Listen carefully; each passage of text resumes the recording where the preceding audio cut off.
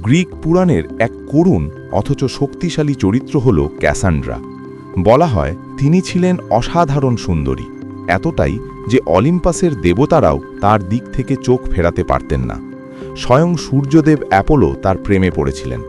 Apollo তাকে পাওয়ার জন্য একটি অমূল্য উপহার দেন, ভবিষ্যৎবাণীর ক্ষমতা। ক্যাসান্ড্রা জানতেন কি ঘটতে চলেছে। তিনি সময়ের আগেই সময়ের পদধ্বনি শুনতে পেতেন। আজকের অনেক গভীর চিন্তাবিদ বা দার্শনিকদের মতোই ক্যাসান্ড্রা চারপাশের সাধারণ মানুষের তুলনায় অনেক আগেই আসন্ন পরিবর্তনের আঁচ পেতেন। তিনি শুধু কোনো ঘটনার প্রতি প্রতিক্রিয়া জানাতেন না, তিনি দেখতে পেতেন পৃষ্ঠতলের গভীরে বহমান চোরাবালির মতো প্যাটার্নগুলো। ঘটন ঘটার আগেই তিনি ফলাফল জানতেন, শুরুর আগেই জানতেন শেষ কোথায়। কিন্তু ট্র্যাজেডি শুরু হলো যখন ক্যাসান্ড্রা অ্যাপোলোকে প্রত্যাখ্যান করলেন। দেবতারা প্রত্যাখ্যান সহ্য করেন না। অ্যাপোলো তার দেওয়া বর ফিরিয়ে নিতে পারলেন না, কিন্তু তিনি সেটিকে একটি ভয়াবহ অভিশাপে রূপান্তরিত করলেন। তিনি চাইলেন ক্যাসান্ড্রা ভবিষ্যৎ দেখুক, সবাইকে সতর্ক করুক, কিন্তু কেউ তাকে বিশ্বাস করবে না। তার প্রতিটি ভবিষ্যৎবাণী ছিল নিখুঁত, কিন্তু তার প্রতিটি সতর্কতা ছিল উপেক্ষিত। যখন পুরো সভ্যতা ধ্বংসের দিকে এগিয়ে যাচ্ছিল, ক্যাসান্ড্রা চিৎকার করে সতর্ক করেছিলেন, কিন্তু নেতারা তাকে পাগল বলে উপহাস করেছিল। এই মিথ বা উপকথাটি আজকের গভীর চিন্তাবিদদের জীবনের একটি নিখুঁত প্রতিচ্ছবি। অন্যদের চেয়ে বেশি জানা বা গভীরে অনুভব করাকে প্রথম দিকে একটি আশীর্বাদ মনে হলেও ধীরে ধীরে তা একটি ভারী বোঝা হয়ে দাঁড়ায়। আপনি এমন সব প্যাটার্ন লক্ষ্য করেন যা অন্যরা এড়িয়ে যায়। আপনি সমস্যার শিকড় চিনতে পারেন অনেক আগে, কিন্তু যখন আপনি দেখেন চারপাশের মানুষ অন্ধের মতো ভুলের দিকে পা বাড়াচ্ছে এবং আপনার সতর্কবার্তাকে তুচ্ছ করছে, তখন আপনার মন সেই সত্যের বোঝার নিচে পিষ্ট হতে শুরু করে। এটিই গভীর চিন্তাবিদদের প্রথম বিষাদ। তারা সত্য জানে, কিন্তু তারা নিরুপায়। মানুষের অস্তিত্বের মূলে রয়েছে বেঁচে থাকা, বোঝা নয়। একটি শিশু যখন প্রথম হাঁটতে শেখে, সে কোনো দর্শনশাস্ত্রের বই পড়ে না। সে যুক্তি দিয়ে বোঝার চেষ্টা করে না যে অভিকর্ষ বল কিভাবে কাজ করছে। সে হোঁচট খায়, তার হাঁটু ছিলে যায়, সে কাঁদে এবং আবার উঠে দাঁড়ায়। এটাই জীবনের বা কাঁচা রূপ, যেখানে পরীক্ষা আছে, ভুল আছে এবং গতি আছে। কিন্তু আমরা বড় হওয়ার সাথে সাথে আমাদের মধ্যে একটি বড় পরিবর্তন ঘটে। বিশেষ করে যারা প্রাকৃতিকভাবেই একটু বেশি চিন্তাশীল, তারা অভিজ্ঞতার চেয়ে সচেতনতা বা অ্যাওয়ারনেসকে বেশি গুরুত্ব দিতে শুরু করেন। আমরা ভাবতে শুরু করি যে যদি আমি যথেষ্ট চিন্তা করি, যদি আমি সব কিছুর একটি শর্টকাট বা চিট কোড বের করতে পারি, তবে আমি ভুল এড়াতে পারব। আমরা কথা বলার আগে থামি যাতে ভুল না হয়। আমরা ভবিষ্যতের পরিকল্পনা করি যাতে অনিশ্চয়তা না থাকে। ধীরে ধীরে এই চিন্তাই আমাদের জীবনের চালিকা শক্তি হয়ে দাঁড়ায়। অন্তর্দৃষ্টি আমাদের মনে একটি অলীক নিয়ন্ত্রণের জন্ম দেয়। আমরা মনে করি পৃথিবীটা যদি একটি ধাঁধা হয়, তবে চিন্তা দিয়ে আমি তা সমাধান করতে পারব। কিন্তু একসময় আমরা এমন একটি সীমানা পার হই যেখানে চিন্তা আর অভিজ্ঞতাকে সাহায্য করে না, বরং চিন্তা অভিজ্ঞতাকে প্রতিস্থাপন করে ফেলে। আমরা জীবন বাঁচতে ভুলে গিয়ে জীবনকে বিশ্লেষণ করতে শুরু করি। দার্শনিক ফ্রেডরিক নিৎসে একবার বলেছিলেন যে গভীর যন্ত্রণা মানুষের মনে গভীরতা তৈরি করে। একটি শিশু যেভাবে প্রতিটি পতনের মাধ্যমে ভারসাম্য শেখে, জীবনও আমাদের প্রতিটি ভুলের মাধ্যমে এমন কিছু শিক্ষা দেয় যা কোনো বিমূর্ত চিন্তা দিয়ে শেখা সম্ভব নয়। যুক্তি বা লজিক কখনো অভিজ্ঞতার বিকল্প হতে পারে না।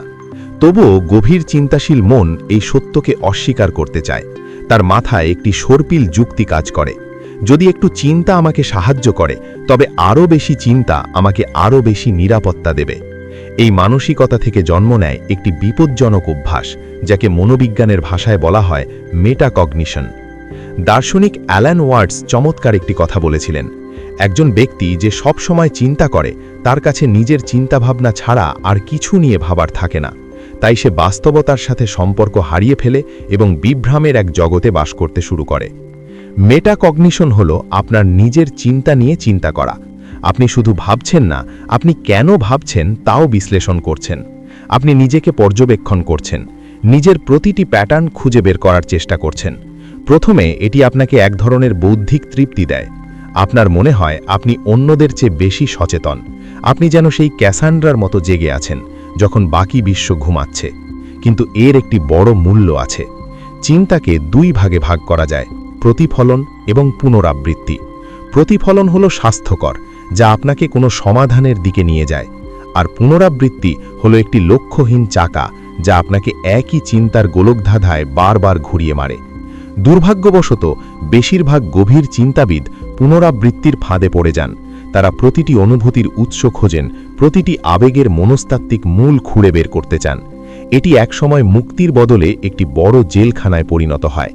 আপনি কেন অন্যের সাথে কথা বলতে ভয় পাচ্ছেন? আপনার ছোটবেলায় অমুক ঘটনাটি কেন ঘটেছিল? এসবের উত্তর হয়তো আপনি খুঁজে পান, কিন্তু সেই উত্তর আপনাকে শান্তি দেয় না, কারণ আপনি ভবিষ্যৎ দেখতে পাচ্ছেন ঠিকই, কিন্তু ক্যাসান্ড্রার মতো আপনি তা পরিবর্তন করার ক্ষমতা হারিয়ে ফেলেছেন। গভীর চিন্তাবিদদের এই অন্তহীন চিন্তার চক্র শুধু কোনো দার্শনিক সমস্যা নয়, এর একটি স্নায়বিক ভিত্তি রয়েছে। আধুনিক নিউরোসায়েন্স একটি বিশেষ ব্যবস্থার কথা বলে, যাকে বলা হয় ডিফল্ট মোড নেটওয়ার্ক বা ডিএমএন। আমাদের মস্তিষ্ক যখন বাইরের কোনো নির্দিষ্ট কাজে, যেমন অঙ্ক করা বা গাড়ি চালানোয় ব্যস্ত থাকে না, তখন এটি ডিফল্ট মোডে চলে যায়। কল্পনা করুন, আপনি একটি ক্লাসে বসে আছেন, শিক্ষক বকবক করছেন, কিন্তু আপনার মন অনেক দূরে কোথাও হারিয়ে গেছে। আপনি হয়তো ভাবছেন কালকের সেই তর্কের কথা, কিংবা 10 বছর পরের কোনো আশঙ্কার কথা। এই সময় আপনার ডিএমএন সক্রিয় থাকে। সাধারণ মানুষের ক্ষেত্রে এই নেটওয়ার্কটি প্রয়োজন অনুযায়ী চালু বা বন্ধ হয়, কিন্তু গভীর চিন্তাবিদদের ক্ষেত্রে এটি যেন একটি ত্রুটিপূর্ণ সুইচের মতো, যা কখনোই পুরোপুরি বন্ধ হয় না। গভীর চিন্তাবিদদের ডিএমএন অতিমাত্রায় সক্রিয়। এর ফলে তারা যখন বিশ্রাম নিতে চান, তখনও তাদের মস্তিষ্ক বিশ্রাম পায় না। এটি ক্রমাগত অতীতকে খনন করে এবং ভবিষ্যৎকে সিমিউলেট করে। তারা এমন সব মানসিক হুমকি বা মেন্টাল থ্রেট অনুভব করতে শুরু করেন, যার বাস্তবে কোনো অস্তিত্ব নেই। কোনো কারণ ছাড়াই গভীর বিষাদ বা অস্থিরতা তাদের ঘিরে ধরে। তারা বুঝতে পারেন না কেন তারা শান্ত হতে পারছেন না, কিন্তু তাদের মস্তিষ্ক তখন পর্দার আড়ালে হাজার হাজার সম্ভাব্য বিপদের নকশা তৈরি করে চলেছে। বিবর্তনের ইতিহাসে আমাদের পূর্বপুরুষদের জন্য চিন্তা করা ছিল টিকে থাকার একটি হাতিয়ার। যদি কোনো আদিম মানব বনের কোনো এক জায়গায় বাঘের কবলে পড়ে অল্পের জন্য বেঁচে ফিরত, তবে তার মস্তিষ্ক সেই ঘটনাটিকে বারবার মনে করিয়ে দিত, যাতে সে ভবিষ্যতে একই ভুল না করে। ভুল থেকে শেখা ছিল আমাদের বেঁচে থাকার একমাত্র উপায়। কিন্তু আধুনিক মানুষের ক্ষেত্রে এই ব্যবস্থাটি একটি স্বনির্ভর চক্রে পরিণত হয়েছে। আমাদের এখন বাঘের ভয় নেই, কিন্তু আমাদের আছে সামাজিক প্রত্যাখ্যানের ভয়, ব্যর্থতার ভয়, কিংবা অস্তিত্বহীনতার ভয়। গভীর চিন্তাবিদের মস্তিষ্ক এই আধুনিক ভয়গুলোকে আদিম বিপদের মতোই গুরুত্ব দেয়। ফলে তারা একটি সার্ভাইভাল মোডে আটকা পড়ে যান। তারা মনে করেন যদি তারা নিজেদের যথেষ্ট বিশ্লেষণ করতে পারেন, তবে তারা একদিন নিরাপদ হবেন এবং তারপর শান্তিতে বিশ্রাম নিতে পারবেন। কিন্তু সেই বিশ্রাম কখনোই আসে না, কারণ প্রতিটি উত্তরের সাথে সাথে মস্তিষ্ক আরও নতুন 10টি প্রশ্ন ছুড়ে দেয়। এটি এমন এক পাহাড় যেখানে চড়ার কোনো শেষ নেই। একটি বিশেষ ধরনের পাখি যেমন পুরস্কারের আশায় জটিল সব ধাঁধা সমাধান করে, গভীর চিন্তাশীল মানুষের মনও তেমনি অন্তর্দৃষ্টি বা ইনসাইটের পুরস্কারের পেছনে ছোটে। যখন আমাদের মনে কোনো একটি ধোঁয়াশা পরিষ্কার হয় বা আমরা কোনো একটি প্যাটার্ন বুঝতে পারি, তখন মস্তিষ্ক ডোপামিন নিঃসরণ করে। একটি আহা মুহূর্ত বা আহা মোমেন্ট আমাদের এক ধরনের নীরব স্বস্তি দেয়। আমাদের মনে হয় আমরা বিশৃঙ্খলাকে জয় করেছি। কিন্তু এখানেই লুকিয়ে রয়েছে বড় বিপদ। আমাদের মস্তিষ্ক বাস্তব জগতের সমস্যা সমাধান এবং মাত্র মাথার ভিতর ধারণাগত সমস্যা সমাধানের মধ্যে পার্থক্য করতে পারে না। আপনি আপনার শৈশবের ট্রমা নিয়ে একটি বড় উপলব্ধি করলেন। আপনার মস্তিষ্ক মনে করবে আপনি বড় কোনো যুদ্ধে জিতেছেন, অথচ বাস্তবে আপনার জীবনে হয়তো কিছুই পরিবর্তন হয়নি। গভীর চিন্তাবিদরা প্রায়ই এই অন্তর্দৃষ্টির আসক্তিতে ভোগেন। তারা তাদের অ্যাটাচমেন্ট স্টাইল, ট্রমা এবং স্বভাব বিশ্লেষণ করতে বছরের পর বছর ব্যয় করেন। তারা নিজেদের ভেতরের জগৎকে নিখুঁতভাবে মানচিত্র করতে পারেন, কিন্তু সেই মানচিত্র নিয়ে তারা কখনো ঘরের বাইরে বেরোন না। বোঝাটাই তখন নড়াচড়া করার জায়গা দখল করে নেয়। তারা মনে করেন তারা অনেক কঠোর পরিশ্রম করছেন, অথচ আসলে তারা কেবল একই জায়গায় দাঁড়িয়ে চিন্তার জাল বুনছেন। এটি এক ধরনের মানসিক পক্ষাঘাত। গভীর চিন্তাভাবনার সবচেয়ে বড় নেতিবাচক দিক হলো এটি আমাদের ফ্লো স্টেটে প্রবেশ করার ক্ষমতা কেড়ে নেয়। ফ্লো হলো এমন এক মানসিক অবস্থা যেখানে মানুষ তার কাজের মধ্যে সম্পূর্ণ নিমজ্জিত হয়ে যায়। একজন খেলোয়াড় যখন মাঠে খেলেন, একজন শিল্পী যখন ছবি আঁকেন বা একজন লেখক যখন লেখেন, সেই মুহূর্তে তারা নিজেদের অস্তিত্ব ভুলে যান। সেখানে কোনো আমি থাকে না, শুধু কাজটি থাকে। একে বলা হয় অস্থায়ী অহং মৃত্যু বা টেম্পোরারি ইগো ডেথ। কিন্তু গভীর চিন্তাবিদদের ভেতরে সবসময় একজন দর্শক বা সমালোচক জেগে থাকে। ঠিক যখন তারা কোনো মুহূর্তে নিজেকে হারিয়ে ফেলতে চান, তখনই তাদের আত্মসচেতনতা জেগে ওঠে। তারা ভাবতে শুরু করেন, আমি কি ঠিকমতো করছি? অন্যরা আমাকে কিভাবে দেখছে? এই আনন্দের স্থায়িত্ব কতক্ষণ? এই প্রতিটি চিন্তা সেই জাদুকরী মুহূর্তটিকে ভেঙে দেয়। ক্রীড়া জগতে একে বলা হয় ইপস, যখন একজন বিশ্বসেরা খেলোয়াড় হঠাৎ করে অতি সচেতন হয়ে যান এবং তার হাত পা যেন কাজ করা বন্ধ করে দেয়। তিনি যে কাজটি সারা জীবন প্রাকৃতিক নিয়মে করে এসেছেন, তা যখন তিনি যুক্তি দিয়ে নিয়ন্ত্রণ করতে যান, তখনই তিনি ব্যর্থ হন। গভীর চিন্তাবিদদের জীবনও অনেক সময় এই ইপসে আক্রান্ত হয়। তারা জীবনকে এত বেশি নিয়ন্ত্রণ করতে চান যে জীবনের স্বাভাবিক ছন্দটাই হারিয়ে যায়। নিজের ওপর থেকে নিয়ন্ত্রণ ছাড়তে না পারা এবং নিজের ওপর বিশ্বাস রাখতে না পারা তাদের এক ধরনের স্থবিরতায় বন্দী করে ফেলে। একজন গভীর চিন্তাবিদের বুদ্ধিমত্তার মূলে কেবল জিনগত বৈশিষ্ট্য থাকে না, অনেক সময় থাকে শৈশবের এক মরিয়া টিকে থাকার কৌশল। বেশিরভাগ অন্তর্মুখী ও আত্মবিশ্লেষী মানুষের শৈশব বিশ্লেষণ করলে দেখা যায় তাদের বেড়ে ওঠার পরিবেশ হয়তো সর্বদা স্থিতিশীল ছিল না। হয়তো তাদের অভিভাবকরা ছিলেন মেজাজি, অথবা তাদের বাড়ির পরিবেশ ছিল অনিশ্চিত, যেখানে ভালোবাসার পরক্ষণেই রাগ নেমে আসতে পারত। এমন পরিবেশে একটি শিশু হাইপার ভিজিলেন্স বা অতি সতর্কতা শেখে। সে হয়ে ওঠে এক দক্ষ পর্যবেক্ষক। বাড়ির গুমট নীরবতা বা মা বাবার কণ্ঠস্বরের সামান্য পরিবর্তন দেখে সে বুঝে যেত কি হতে চলেছে। তার নিরাপত্তা নির্ভর করত এই পূর্বাভাসের ওপর। এই শিশুটিই বড় হয়ে গভীর চিন্তাবিদে পরিণত হয়, কারণ তার মন খুব অল্প বয়সেই শিখে যায় যে জগৎকে নিয়ন্ত্রণ করার একমাত্র উপায় হল তাকে পর্যবেক্ষণ করা। তার মস্তিষ্ক একটি ল্যাবরেটরিতে পরিণত হয়, যেখানে সে প্রতিটি পরিস্থিতিকে বাস্তব জগতে ঘটার আগে 100 বার নিজের মাথায় মহড়া দিয়ে নেয়। স্বতঃস্ফূর্ততা তার কাছে একটি বিলাসিতা, কারণ সে জানে অপ্রস্তুত থাকার ফল কতটা ভয়াবহ হতে পারে। গভীর চিন্তাবিদদের একটি বিশেষ বৈশিষ্ট্য হল তাদের অবচেতনভাবে অন্যের মনকে অনুকরণ করার ক্ষমতা। একে এমপ্যাথি বলা হলেও এটি আসলে তার চেয়েও গভীরে কাজ করে। যখন তারা কোনো মানুষের সংস্পর্শে আসেন, তখন তাদের মন আপনা আপনি ওই ব্যক্তির কষ্টের কারণগুলো বিশ্লেষণ করতে শুরু করে। ধরুন, আপনি একজন অত্যন্ত রূঢ় ব্যবহারের দোকানদারকে দেখলেন। সাধারণ মানুষ তাকে দেখে কেবল বিরক্ত হবে, কিন্তু একজন গভীর চিন্তাবিদ হয়তো ভাবতে শুরু করবেন, লোকটি কি কোনো অসুস্থ মা বাবার দায়িত্ব সামলাচ্ছে? সে কি খুব অভাবের মধ্যে দিন কাটাচ্ছে? এইভাবে ওই ব্যক্তির পেছনের গল্পটি কল্পনা করে তার মন লোকটির কষ্টের অংশীদার হয়ে যায়। এটি অত্যন্ত নিঃশেষকারী বা এক্সস্টিং একটি প্রক্রিয়া। সব কিছু বোঝার এই ক্ষমতাই তাদের সবচেয়ে বড় দুর্বলতা হয়ে দাঁড়ায়। ঘৃণা করার জন্য এক ধরনের সরলতা বা একপাক্ষিক দৃষ্টি লাগে। যখন আপনি প্রতিটি খলনায়কের পেছনের করুণ গল্পটি বুঝতে শুরু করেন, তখন আপনি আর কাউকে দোষারোপ করতে পারেন না। আপনি এমনকি নিজের ক্ষতি করা মানুষের প্রতিও সমবেতী হয়ে পড়েন। এর ফলে আপনি নিজের চারপাশের সীমানা বা বাউন্ডারি নির্ধারণ করতে ব্যর্থ হন। আপনার মন সারা বিশ্বের ব্যথার এক অনন্ত ফিল্টারে পরিণত হয়, যে ফিল্টারটির কোনো অফ সুইচ নেই। ম্যাট্রিক্স সিনেমার সেই বিখ্যাত দৃশ্যের কথা ভাবুন, যেখানে নিওকে লাল এবং নীল বড়ির মধ্যে একটি বেছে নিতে বলা হয়। আধুনিক গভীর চিন্তাবিদরা প্রায়ই সেই লাল বড়িটি খেয়ে ফেলেন। তারা জীবনের পেছনের কোডগুলো দেখতে পান। রোম্যান্স?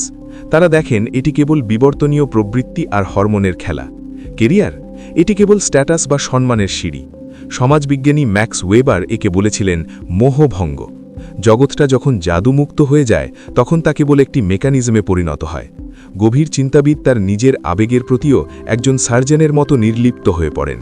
তিনি যখন শোক অনুভব করেন, তার মাথায় একটি কণ্ঠস্বর বাজতে থাকে, এখন আমি ডিনায়াল মোডে আছি, এরপরে অ্যাঙ্গার মোডে যাব। এই পর্যায়ের সচেতনতা আবেগ অনুভব করার মৌলিক ক্ষমতাটিকেও কেড়ে নেয়। আপনি তখন নিজের জীবনের চালকের আসনে বসার বদলে পেছনের সিটে বসে থাকা একজন বর্ণনাকারীতে পরিণত হন। 19 শতকের দার্শনিক জেরেমি বেনথাম এক ধরনের জেলখানার নকশা করেছিলেন, যার নাম ছিল প্যানপটিকন। এখানে একজন রক্ষী কেন্দ্রীয় একটি টাওয়ার থেকে সমস্ত কয়েদিকে নজরে রাখতে পারতেন, কিন্তু কয়েদিরা জানতে পারত না কখন তাদের নজরে রাখা হচ্ছে। ফলে তারা সবসময় সুশৃঙ্খল থাকত। গভীর চিন্তাশীল মন নিজের ওপর এমন একটি প্যানপটিকন স্থাপন করে। তাদের ভেতরে একজন অদৃশ্য সমালোচক বা দর্শক সব সময় বসে থাকে। সে দেখে সে কি ভাবছে, কি বলছে এবং তার প্রতিটি আচরণ আদর্শের মাপকাঠিতে সঠিক কিনা। এটি জীবনকে একটি দীর্ঘ মঞ্চনাটকে পরিণত করে। আপনি যা করছেন, আপনি তার চেয়েও বেশি সচেতন আপনি কেন তা করছেন। ফলস্বরূপ আবেগগুলো রুদ্ধ হয়ে যায়। আপনি যদি প্রিয় কাউকে হারান, আপনি নিজেকে কাঁদতে বাধ্য করেন, অথবা না কাঁদলে নিজেকে অপরাধী ভাবেন। আপনি খুশির সময় ভাবেন, এই খুশি কতক্ষণ টিকবে। আপনার অস্তিত্ব তখন অভিনেতা আর সমালোচকের দ্বন্দ্বে বিভক্ত হয়ে যায়। এটি মানসিক স্বাস্থ্যের জন্য অত্যন্ত বিপজ্জনক, কারণ এক পর্যায়ে মানুষ কেবল অবসাদ আর অসারতা অনুভব করতে শুরু করে, যা এক ধরনের গভীর মনস্তাত্ত্বিক ক্লান্তিতে রূপ নেয়। গভীর চিন্তাবিদদের জীবনে বিষণ্ণতা কোনো হঠাৎ আসা ঝড় নয়। এটি ধীর লয়ে আসা এক জোয়ারের মতো, যা জীবনের উজ্জ্বল রঙগুলোকে একে একে ধূসর করে দেয়। যখন মন তার পূর্ণ ক্ষমতা দিয়ে ২৪ ঘন্টা কাজ করতে থাকে, তখন একসময় সে ক্লান্ত হয়ে যায়। একজন গভীর চিন্তাবিদ অনুভব করেন না যে তিনি ভেঙে পড়ছেন, তিনি অনুভব করেন যে তিনি ক্রমশ ফুরিয়ে যাচ্ছেন। তাদের মস্তিষ্ক সারাক্ষণ বাস্তবতাকে ডিকোড করছে, প্রতিটি তুচ্ছ কথার মানে খুঁজছে। এই হাইপার রিয়েলিস্টিক সিমুলেশনগুলো চালানোর জন্য যে মানসিক শক্তির প্রয়োজন তা অসীম নয়। মস্তিষ্ক যখন উত্তপ্ত হয়ে যায়, তখন সে নিজেকে রক্ষার জন্য শাটডাউন মোডে চলে যায়। একেই অনেকে ক্লিনিক্যাল ডিপ্রেশন বা বিষণ্ণতা বলেন। এখানে বিষণ্ণতা মানে কেবল কান্না বা দুঃখ নয়, বরং এটি হলো আনন্দ অনুভব করার ক্ষমতা হারানো এবং একটি গভীর অসারতা। এটি জীবনকে কোনো আনন্দদায়ক অভিজ্ঞতার বদলে একটি নিরানন্দ একাডেমিক গবেষণায় পরিণত করে। গভীর চিন্তাবিদরা প্রায়ই সামাজিক সংযোগে পিছিয়ে থাকেন। তারা মনে করেন আবহাওয়া নিয়ে কথা বলা বা সাধারণ কুশল বিনিময়ে কোনো অর্থ নেই, এগুলো তুচ্ছ কাজ। কিন্তু সমাজবিজ্ঞানের দৃষ্টিতে এই স্মল টক আসলে তথ্যের বিনিময় নয়, এটি এক ধরনের সিঙ্ক্রোনাইজেশন বা সামাজিক সুরক্ষা নিশ্চিত করা। মানুষ যখন একে অপরের সাথে অগভীর আলোচনা করে, তখন তারা আসলে একে অপরকে সংকেত দেয় যে আমি বিপজ্জনক নই, তুমি নিরাপদ। গভীর চিন্তাবিদরা এই মৌলিক ধাপটি এড়িয়ে সরাসরি গভীরে প্রবেশ করতে চান, ফলে তারা সমাজের মূলধারার সাথে ছন্দ মেলাতে পারেন না। তারা বর্তমানের চেয়ে ভবিষ্যতের চিন্তা নিয়ে বেশি বিভোর থাকেন। অন্যরা যখন আজকের সমাধান খুঁজছে, গভীর চিন্তাবিদ তখন ৫ বছর পরের বিপর্যয় দেখতে পাচ্ছেন। এর ফলে তৈরি হয় এক অসহ্য একাকিত্ব। তারা ভিড়ের মধ্যে থেকেও নিজেকে বহিরাগত মনে করেন। গভীর চিন্তাশীল হওয়ার সাথে সাথে অনেক সময় এক ধরনের অবচেতন অহংকার জন্ম নেয়। তারা মনে করেন বাকিরা ঘুমিয়ে আছে, শুধু আমিই সত্যিটা দেখছি। কিন্তু এই তথাকথিত সচেতনতাই অনেক সময় তাদের প্রকৃত পরিবর্তন থেকে দূরে রাখে। ক্যাসান্ড্রা যেমন কেবল ভবিষ্যৎবাণী করতে পারতেন, কিন্তু তাতে কোনো হস্তক্ষেপ করতে পারতেন না, গভীর চিন্তাবিদরাও অনেক সময় জানার গণ্ডিতে আটকে গিয়ে করার ক্ষমতা হারান। আপনার সচেতন মন আপনাকে বলবে যে আপনি অন্যদের চেয়ে আলাদা বা উঁচু স্তরের, কিন্তু বাস্তবে এই সচেতনতা আপনার জেলখানার দেয়াল ছাড়া আর কিছুই নয়। আপনি পরিবর্তনের ভয় পান, কারণ যে কোনো বড় পরিবর্তন আপনার এত কষ্টে বানানো মানসিক আখ্যানকে ভেঙে দিতে পারে। আপনি নিজের বানানো আত্মসচেতন ব্যক্তির চরিত্রে অভিনয় করতে শুরু করেন, কিন্তু সেই চরিত্রটি বাঁচা আপনার জন্য বোঝা হয়ে দাঁড়ায়। ক্যাসান্ড্রার ট্র্যাজেডি কেবল ভবিষ্যৎ দেখা ছিল না, তার ট্র্যাজেডি ছিল তিনি একজন অসহায় সাক্ষী মাত্র। অ্যাপোলোর এই অভিশাপ কাটানোর একমাত্র উপায় হল সাক্ষী হওয়ার বদলে অংশগ্রহণকারী হওয়া। ১. নিজেকে বোকা হতে দিন। গভীর চিন্তাবিদদের সবচেয়ে বড় ভয় হল ভুল করা বা পাগলের মতো কাজ করা। এই ভয় কাটিয়ে উঠতে আপনাকে মাঝে মাঝে উদ্দেশ্যহীন কাজ করতে হবে। নিজেকে বোকা সাজার বা অপ্রস্তুত থাকার অনুমতি দিন। সবকিছু আগে থেকে মাথায় মহড়া দেওয়ার অভ্যাস ছাড়ুন। ২. চিন্তা নয়, কাজকে প্রাধান্য দিন। আপনার মন যখন কোনো একটি সমস্যার গোলকধন্ধায় আটকা পড়বে, তখন জোর করে চিন্তাকে থামিয়ে ছোট্ট একটি বাস্তব পদক্ষেপ নিন। জীবন বোঝার জন্য নয়, জীবন বাঁচার জন্য। ফ্রেডরিক নিটশের মতো করে বললে, যন্ত্রণাকে বিশ্লেষণ না করে তাকে ভারসাম্যের শিক্ষা হিসেবে গ্রহণ করুন। ৩. শরীর এবং বর্তমানের প্রতি ফেরা। অতিরিক্ত চিন্তাশীল ব্যক্তিরা তাদের মাথাতেই বসবাস করেন, শরীরে নয়। ব্যায়াম, শিল্প বা মাটির কাজ, যে কোনো কিছু যা আপনাকে বর্তমান মুহূর্তে শরীরের অনুভূতির সাথে যুক্ত করে, তা আপনার ডিএমএন বা ডিফল্ট মোড নেটওয়ার্ককে শান্ত করবে। ৪. উদ্দেশ্যমূলক চিন্তা। চিন্তা করা যখন আপনার স্বভাব, তখন একে অর্থহীন পুনরাবৃত্তিতে খরচ না করে নতুন কিছু শেখায় ব্যয় করুন। গণিত, প্রোগ্রামিং, দর্শন বা কোনো সৃজনশীল দক্ষতা অর্জনে এই মেধাকে কাজে লাগান। ডোপামিন তখন নিজেকে খুঁড়তে গিয়ে নয়, বরং নতুন কিছু তৈরির আনন্দে নিঃসৃত হবে। ক্যাসান্ড্রার অভিশাপ এড়ানো সম্ভব যদি আপনি আপনার বুদ্ধিমত্তাকে খাঁচা হিসেবে নয়, বরং হাতিয়ার হিসেবে ব্যবহার করতে শেখেন।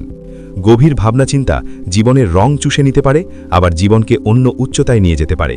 জীবন কোনো জটিল তত্ত্ব নয় যা আপনাকে সমাধান করতে হবে, এটি একটি গান যা আপনাকে কেবল গেয়ে যেতে হবে।